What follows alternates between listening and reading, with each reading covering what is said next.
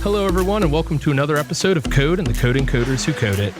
I'm your host, Drew Bragg, and I'm joined today by my friend and occasional mentor, Ufuk. And Ufuk, I have to admit, despite us being friends for a few years now, and your undying willingness to hop on a call with me whenever I am struggling with something, I still can't pronounce your last name. I'm so sorry. So for anyone who doesn't know you or how to pronounce your last name, could you please introduce yourself, including your last name? Yeah, of course, Well, that's really funny. For anyone who doesn't know me, my name is Ufuk Kayserilioglu. It's a mouthful. Sounds like you're struggling with it too. I mean, yes. I feel a little bit better about my attempts, but I think when I was on with Jason in one of those episodes, I broke down exactly what the last name meant and how to pronounce it. Obviously, that's too academic for people that I know in the community to remember or even pronounce. But that's totally fine. Basically, everyone in the community knows me as Ufuk, and that's great. I love being the only Ufuk in the community. It's a pretty unique first name. So I feel like the last name necessity of specifying which Ufuk we're talking about is sort of unnecessary because you're the one and only. Oh, thank you. Thank you. Again, for people that don't know me, I'm a longtime Rubyist. I'm currently working as the engineering manager of the Ruby infrastructure team at Shopify. The Ruby infrastructure team is part of the Ruby and Rails infrastructure team at Shopify because Shopify's platform is built on Ruby and Rails as core technologies. We're deeply invested in making sure that those technologies grow with the company and have growing and thriving communities, and they keep being technologies of choice for many, many years going forward. That's why Ruby and Rails infrastructure as a team is set up to invest in Rails and Ruby technologies.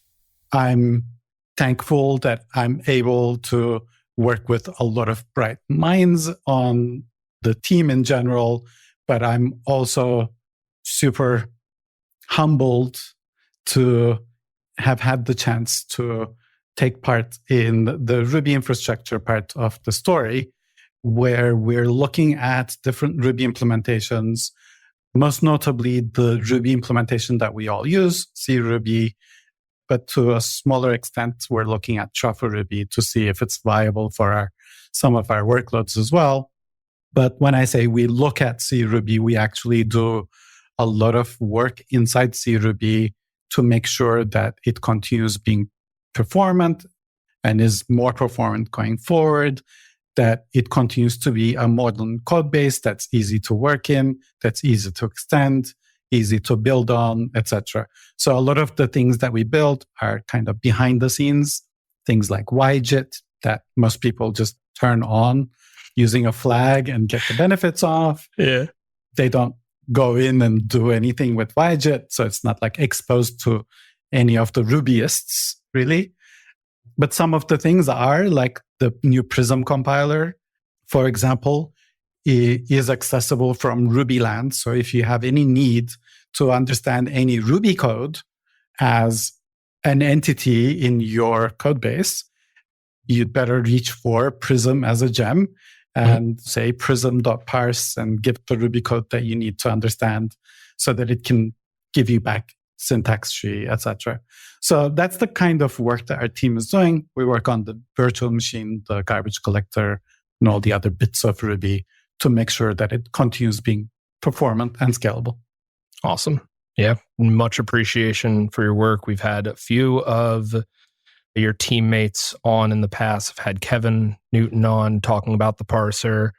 I had the distinct pleasure of working with him on the parser, which is definitely a break from my day job in the best way.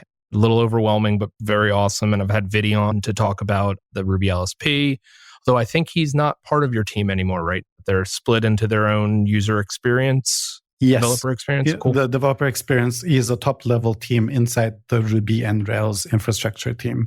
And they're also doing awesome work. So just the general team that you have and that you get to be a part of is super awesome. But there's another team that you're a part of now that is a little more top of mind? Indeed. Last November, so November 2023, I joined the Ruby Central board as one of the 4 new board members that they took on board, I guess. Board, on board. I don't know if there's a better term for that. But my primary motivation for joining the Ruby Central board was to bring all the work that I'm already doing as part of my role leading the Ruby infrastructure team, working with many different companies in the ecosystem to talk about the things we're doing in the Ruby ecosystem, to work with the Ruby core committers team, to be aligned on all the things that we'll be doing in the Ruby ecosystem, to bring a lot of those connections and that work to the open source work that Ruby Central is doing. So that was my primary motivation for joining the board in the first place. And I'm already doing some work in that direction as well. But I quickly found myself in the role being the chair of RailsConf. That's coming up in actually about 6 weeks. Getting close. Yeah. I was in a position where I was the only co-chair, which kind of made me the chair of RailsConf for a bit until I reached out to Andy Kroll and said, "Are you interested in joining me to run this thing?" And he ended up saying yes, a little bit reluctantly, but I'm really grateful that he did so because he brings a wealth of how to do conferences the right way experience, which I obviously don't have. I had ideas about what RailsConf could be and what I think it should be, and the kind of slight changes we need to make to the program or how it's run or the speaker lineup or the kind of talks that we want at the conference. I had ideas around that, but I obviously don't have any conference organization experience. Thankfully, Ruby Central has a lot of that muscle built.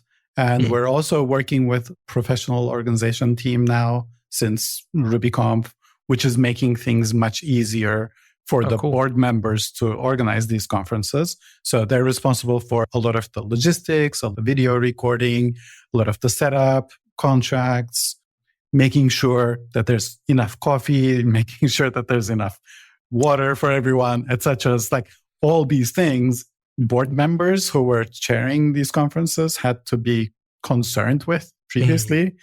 And we have the luxury of not having to be concerned with those, so we can focus on the conference. So yeah, that's another thing that I'm currently engaged with. Busy man. So the way that the show normally works is I'll ask you 3 questions. What are you working on? What kind of blockers do you have? And then what's something cool, new, or interesting to talk about? I have a feeling the what are you working on has something to do with RailsConf. So we're just going to talk about RailsConf for a bit and not get into the work stuff that you're working on. But of course, if at any time you do want to talk about a work thing, let's change gears and do it because it'll be fun. And then when we get to the cool, new, or interesting thing, that is completely open-ended, doesn't have to be coding related, doesn't have to deal with Ruby or Rails or anything that any of us would know about. It totally can, though, if there's a very specific thing coming up at RailsConf that you're excited about that maybe not a lot of people know about, can also talk about that.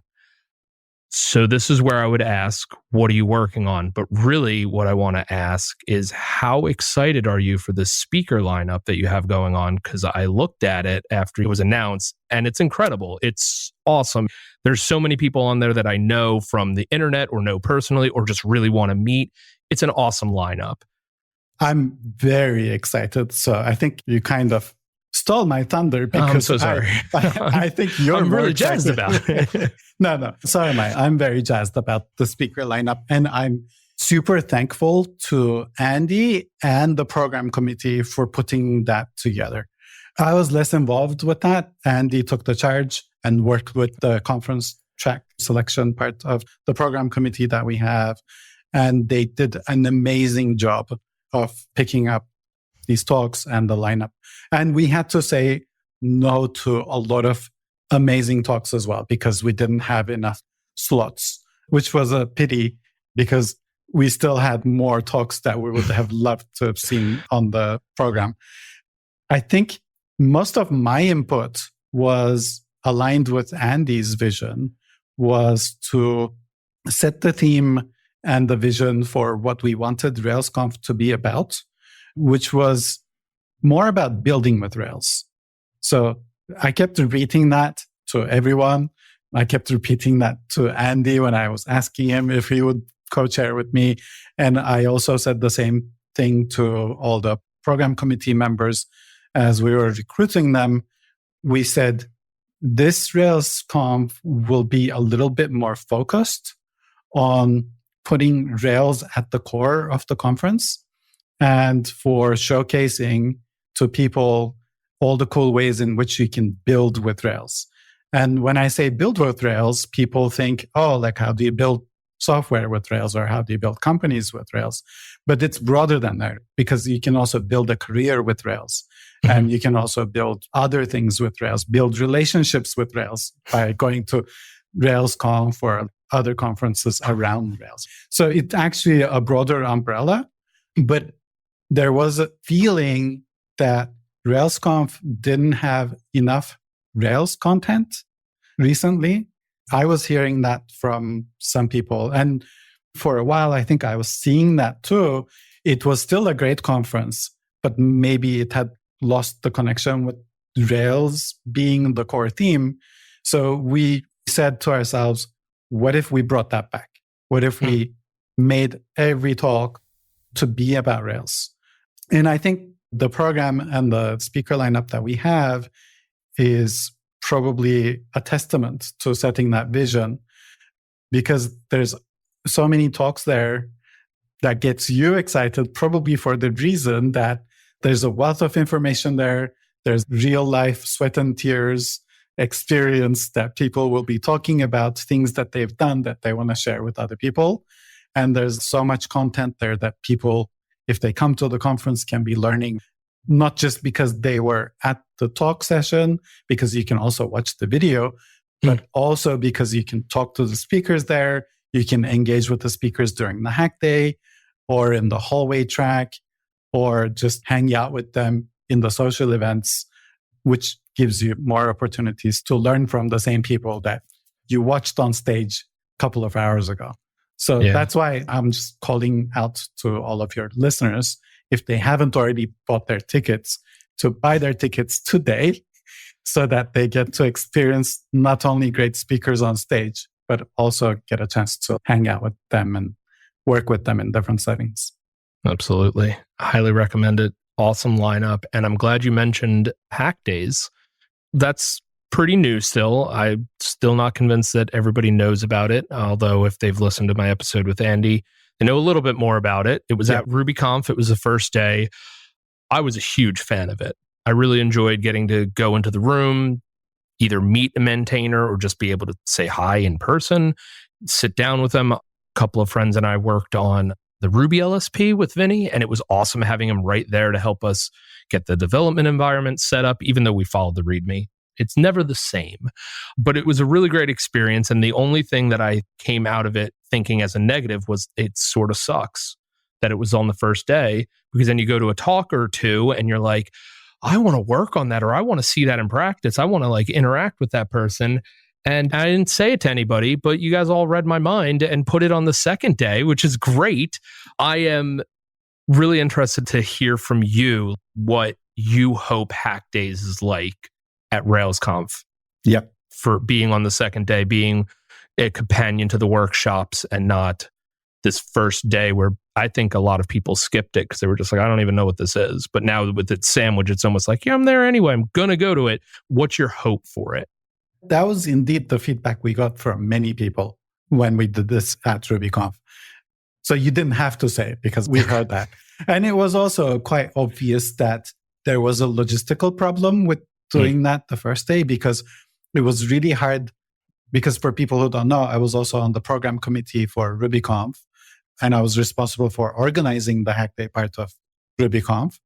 And I know firsthand how hard it was for us to communicate with project maintainers that were inviting to the event, because this was pre-conference, it's really hard to reach out to people because the conference Slack is set up quite close to the conference. So you don't have a direct line of communication. If you try to do like a chain email, that's really hard as well. And as the program community, we also didn't know a lot of the logistics. We hadn't seen the event space in person, so didn't know like what kind of a room we would be having, etc. It's like all sorts of problems that make it hard to do on the first day because it's a new experience for everyone. Right. Whereas we heard that if it's the second day, like you said, if there's a talk on the first day and people are excited about it, they can be like, oh yeah, I want to talk to this guy or this woman and just work with them during the hack day and learn more about this thing. And I want to contribute to whatever they're doing, which I think a lot of people said that at RubyConf about Kevin Newton's talk, which was on the second day. And it was a packed room. And he talked about parsing Ruby. And he told people, you can do this too, because I didn't know anything about parsing at all, let alone parsing Ruby. A couple of years back, I just got interested and I basically learned as I was building things. And people got really excited about it. And people said to us, oh, if only that was a talk on the first day, we would go and like work with Kevin on the second day, if Hack Day was the second day. So yeah, we heard that. And that's why we're putting on the second day. So our aim, we're still inviting some open source project maintainers who are maintaining projects around the Rails ecosystem. We will have people and maintainers from the Ruby Gems team who are already working with Ruby Central. They'll be there. Of course, we'll have some Rails core members. If I know correctly, we'll have 4 Rails core members there who will be working with people about things related to Rails core. And we're also going to, like I said, invite more open source project maintainers. But Very because this is on the second day, we'll open signups in person during the first day and say, these are the projects that are running. We'll probably have a chart or something somewhere. Didn't plan that far out. You still got 6 weeks. It's fine. Yeah, we have. Where people can, just so that we understand what the demand is for various groups, people can put their names on for projects, or they can put their own projects on the board, right? Because that's also a thing that we're open to. If you're there, Drew, if you have a project idea, like a new thing that you want to build with people, you can put the project idea up there and maybe people will sign up for it and you can build it while you have the room and the community there already. So that's the kind of intentional co-working opportunity that we're trying to create by front-loading some of it with open source maintainers who already are interested in working with other people and are good at doing that too. So we'll front-loading with those people, but we're more than open for the community to bring their own thing and to work on that as well, which again is easier once you have it on the second day. Whereas if it's on the first day, it's really hard to coordinate something like that. I can definitely see how Kevin's talk would have jazzed people up to contribute. His talk was fantastic, as they always are. But when he got to the point of like, you can do this, and we need as a collective community to stop just artificially gatekeeping these lower level things, because they're not like, once you learn it, you can do it. And we make it artificially hard sometimes. He had a lot of passion when he was saying that, and it definitely made me go like, yes, I want to do more parser work. This is so cool. And so second day, that's going to be awesome. But I just want to say, when we talk about the second day, I realize that we mostly talk about the hack day because I think that's something new. But the second day isn't just about hack day. So we'll have the hack day running full day. We'll open the day up with a keynote from John Hawthorne. He'll be talking about how he approaches open source and how he builds the many tools that he's building. And then we'll split into workshops and hack day. So workshops are also going to be running all at the same time as hack day. So if people aren't interested in sitting down and working with other open source people or working on a project, they're more than welcome and invited to look at the workshops, because we have amazing workshops running at the same time as well. I think because Hack Day is such a new concept, we're really excited about it and we end up talking more about that. But I just want to make sure that we're fair to all the workshops that will be there and will be running. We have amazing people running really deep technical workshops too.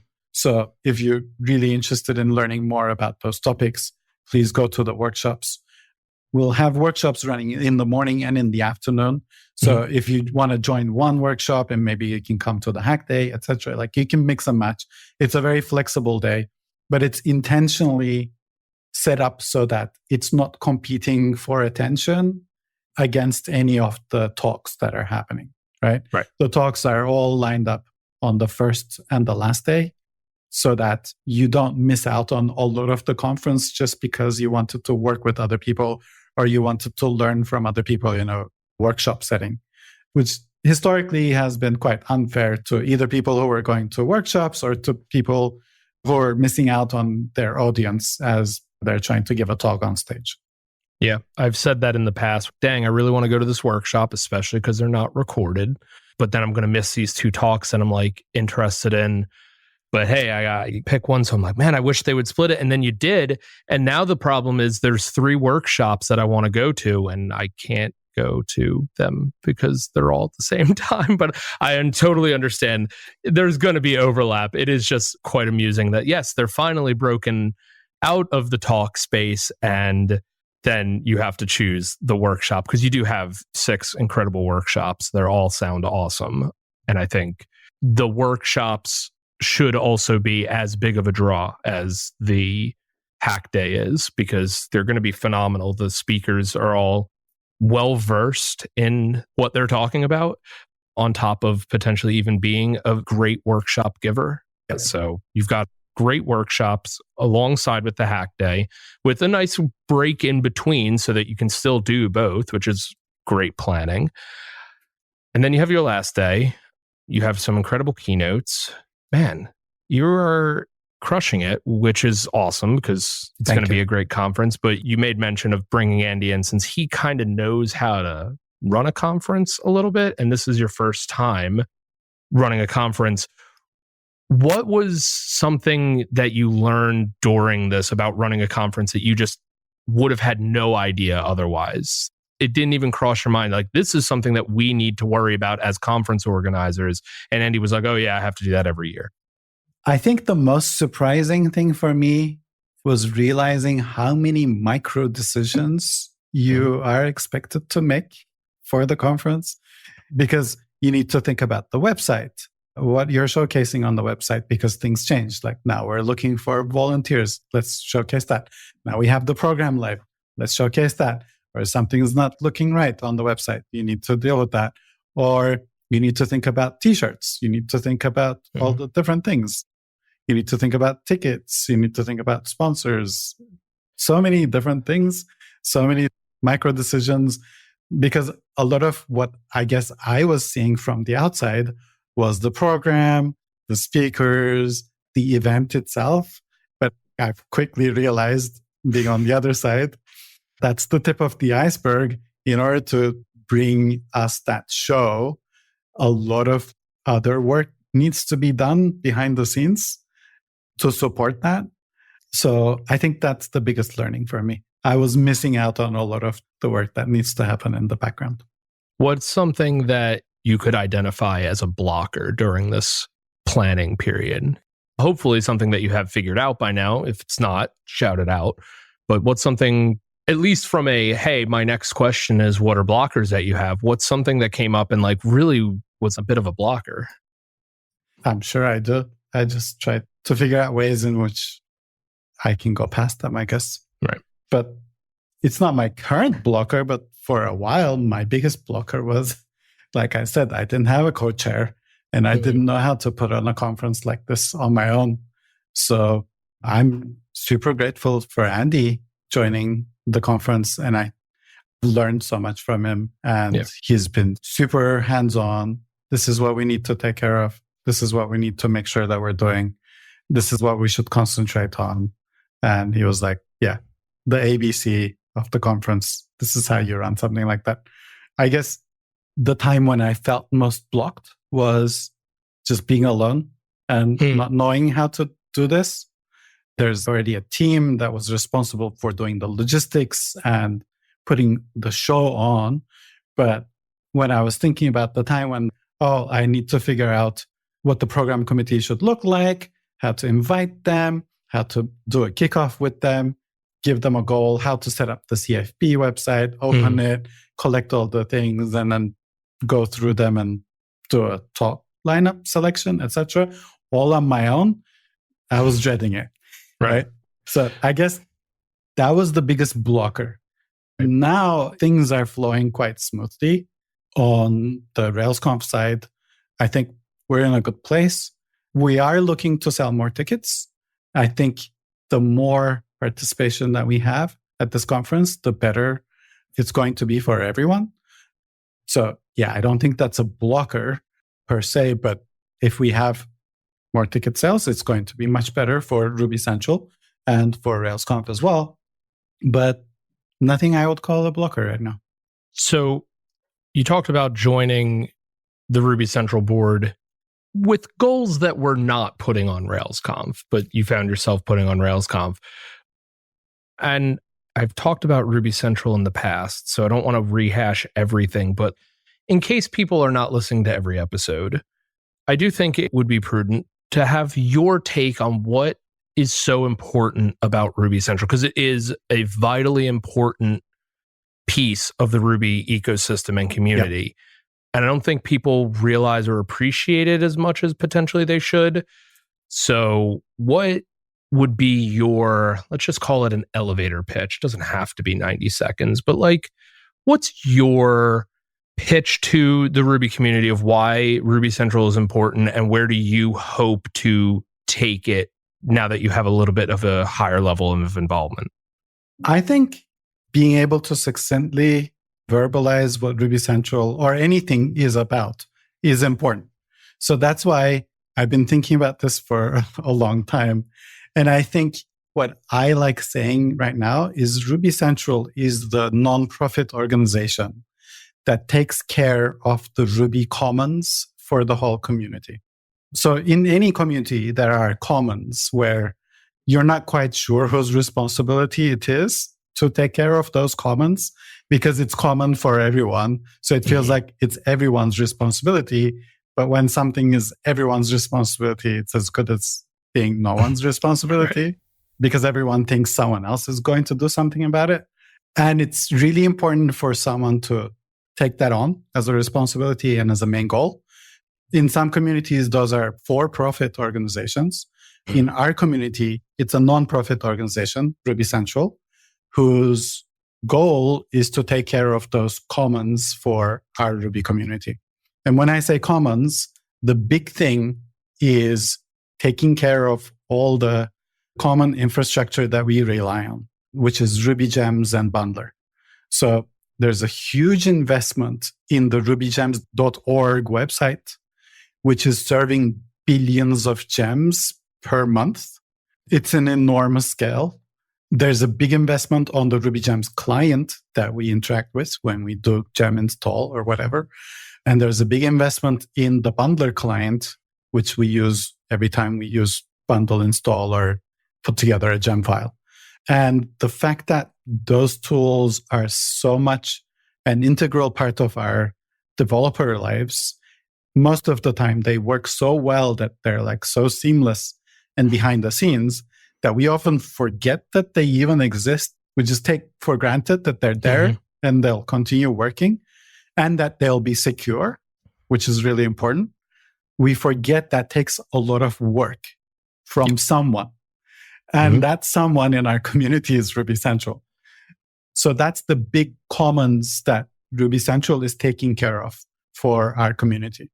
Another one is the intentional get-togethers. Most of the time, those are conferences. Ruby Central is putting on RailsConf and RubyConf every year for decades now. And that's a shared common for our community as well. And we're also looking at how more involved we can be with meetups, because meetups are a lifeline of our community, if that's the right expression, because that's where people have most of their first experiences meeting the community or learning or taking their first steps into our community. So it's really important to have a healthy ecosystem of meetups, local meetups running, because not everyone's able to come to conferences, either the big ones or the regional ones. So meetups are really important. And we're also looking at ways in which we can support more regional conferences as well. So there are a few things that Ruby Central is already taking care of. And there are a few areas where we want to have more involvement. But again, like I said, I think the common theme here is Ruby Central is the entity that thinks about how it can make life easier or better for the broader Ruby community. When we look at other languages, there are similar organizations. So, for example, our sister community, I guess, is the Python community. So there's the Python Software Foundation. But differently, the Python Software Foundation, PSF, is both the driver of the language and the community. Whereas in our community, the language is driven by the Ruby core team, and the Ruby core team is funded through other means. So Ruby Central isn't responsible for driving the language forward, but Ruby Central is responsible for a lot of the core components that our usage of the language rely on. So we could be all using just Ruby as the language on its own, but I guess most of us are relying on gems that we pull from Ruby gems, etc. So all the Ruby gems and bundler tools that come with Ruby, but are developed by Ruby Central, makes the Ruby ecosystem much richer, in my opinion. So yeah, that's the kind of more exciting part of Ruby Central that made me want to join the board, so that open source work that Ruby Central is doing continues to be healthy and continues to grow, and that we have enough funding to do that kind of work and at bigger scale, possibly. Because we don't want to go back to the old way of installing gems, which was just curl a URL and eval whatever came back. And like, that's how you get a Ruby gem on your, which just sounds like in 2024, that sounds insane, but I do completely understand how that used to be like, hey, this is just a viable way of doing things. But thank God we have people making us do things much more securely now. Yeah. But it is a lot of work and it does take funding. And that's why I have my Ruby Central membership and continue to try and get to the conferences. Thank you. As a support mechanism, because it is a very vital piece to the community. And I'm also very excited that Ruby Central is kind of, I don't want to say giving a nod to or recognizing, but just understanding that meetups are a thing and that meetups are an important bit of the community and none of us know what we're doing. Like some guys, like Boulder Ruby meetup group run by Marty, they've got Marty at the helm. That's a great, well-run meetup. I help co-run PhillyRB, and we have no idea what we're doing. We just are like, hey, we're going to open GatherTown on the second Tuesday of every month for an hour and a half and hope some people show up. People do show up. It's great. And we have awesome conversations, but it's really just us hanging out. We don't know what we're doing. And it's really nice that Ruby Central is saying that's a perfectly fine way to run a meetup. But also, if you want to do more, here's kind of a playbook, right? A shared wealth of knowledge. Like every meetup organizer is in some sort of channel to communicate and meeting up and discussing how we can all have this, the rising tide raises all ships kind of deal. And I really appreciate Ruby Central getting involved in that because it is another great way of expanding and building our community. So much appreciated. There are a lot of shared problems for meetups as well, right? Mm-hmm. I was also participating in the Ruby Turkey group as well. I don't have enough time to participate in any of their events anymore. Can't imagine why. But one of the biggest problems we had with trying to put any meetups together was getting people to speak about something. People are either shy or they don't want to go and talk about something, or they feel like they don't have anything to talk about. And it's really hard to convince people. But also when you're not in the US or like mainland Europe, it also becomes harder to invite people if you're doing an in-person event. It's also hard for anyone to be in the vicinity so that you can say, oh, would you like to give us a talk while you're here in Istanbul, sort of thing. So yeah, there's shared problems and shared concerns. And I think a lot of it is people are looking for speakers and it's hard to find speakers. Maybe we can have a centralized list of people who want to speak and list of meetups and we can match them or something. I don't know. I'm just making ideas as I go along, I guess. But we are interested in seeing what are some of the things we could be doing in that space to be helpful to meetup organizers. Yeah, it's just very nice to have sort of like a shared brain where you're just like, hey, this is what we do. And then people can say what they do. And you're like, oh, I like that idea. I'm stealing it. And it's like, oh, no, it's not stealing. I want you to take the idea. I want all the meetups to work out well. But it's hard to do that without that dedicated space that Ruby Central is currently providing of these meetups, or the meetups of meetup organizers, I guess, as it were. On to my favorite question. And even after you answer this question, we can keep going for as long as you want. I have all the time in the world for you. But I do want to know, what is something cool, new, or interesting that you've recently learned, discovered, built, or just generally excited about? Go. Yeah, I've been listening to your show and I keep thinking, what would be my answer to this question? I think the thing I want to leave people with is Tailscale. It's a commercial product, but they have a very generous free tier. So if anyone has heard of WireGuard, which is like a VPN technology, it's an open source VPN technology. Tailscale is the company that took that technology and commercialized it. And it's one of those magical products that seamlessly just works. I can't quite explain it, but what it is, it creates a virtual private mesh network for all of your devices that have Tailscale installed on them. It makes it super easy and seamless for you to access any of your other devices through that virtual network. And it's just install and forget. You install it, you log in with your account, and then you log in with your account on your other devices. Android, iPhone, iOS, and Macs, and Linux, all platforms are supported. And all your devices basically coexist on this virtual network. And they've built really cool technologies on top of these. You can seamlessly send files between these devices because they know each other as if they're on the same network. Right. So they have this file sending technology built on top of it. And they keep building really cool stuff. If anyone in the community remembers SS Shuttle or whatever it was called, it was like a VPN over SSH sort of thing. Okay. The guy who built that tool, Appenwar, however you pronounce his GitHub handle, he is part of the brains behind this company. He built a lot of cool technologies in his career. So I've been watching everything that he was doing. And when he built Tailscale, I was like, oh, this looks interesting. So I've been using Tailscale for a while.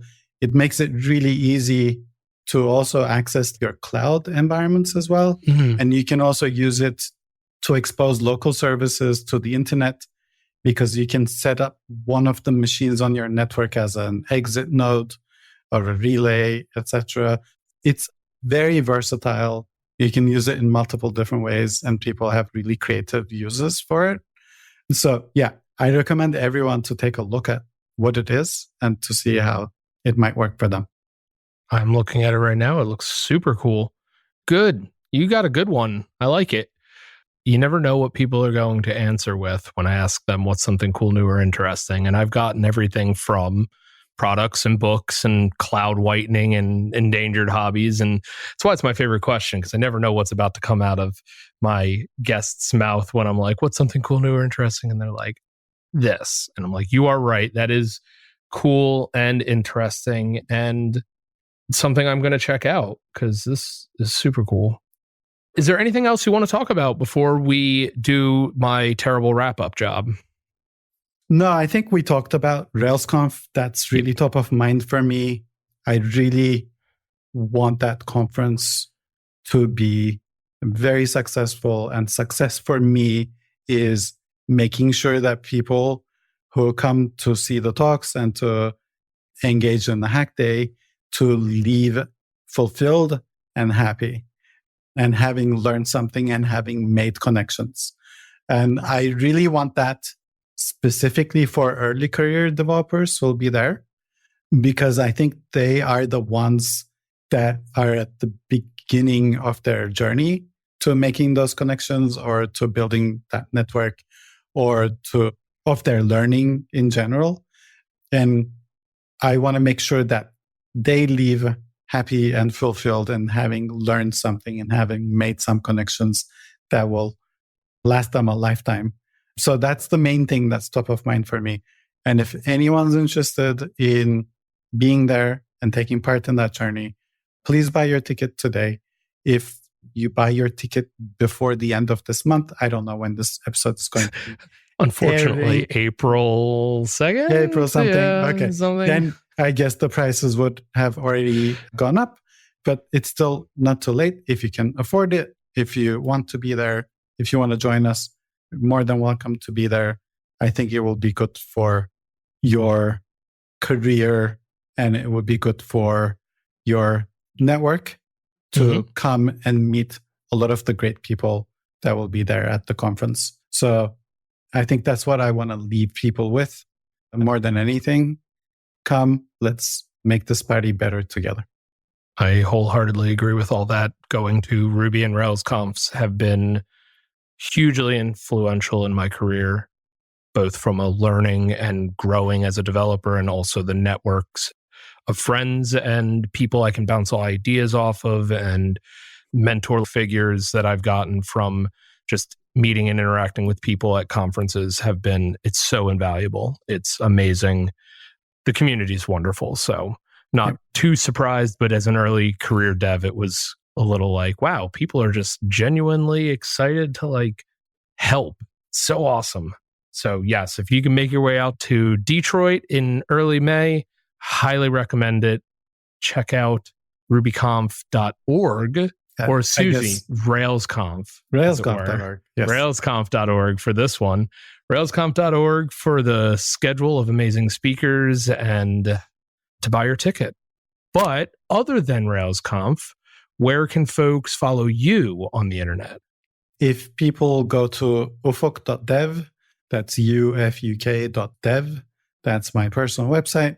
That has links to my socials. People can follow me on Twitter, X, whatever it's called today, or Mastodon and all the other social media platforms. I try to have a presence on all of them.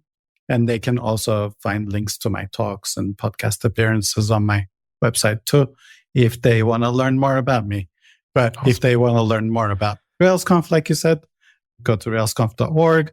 Or if you want to learn more about Ruby Central and all the things that we do at Ruby Central, they can also go to rubycentral.org and learn more about it. Awesome.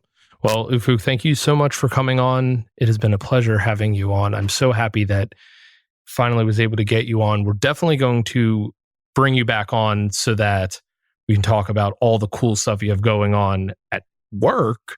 Yes. But we wanted to talk about RailsConf and how exciting it's going to be because you have such a awesome program committee. You have an awesome co-chair. You yourself are awesome. Thank you. And an amazing speaker and workshop lineup. So super excited for everybody who gets to go and experience it. Hopefully I will be one of those. Fingers crossed.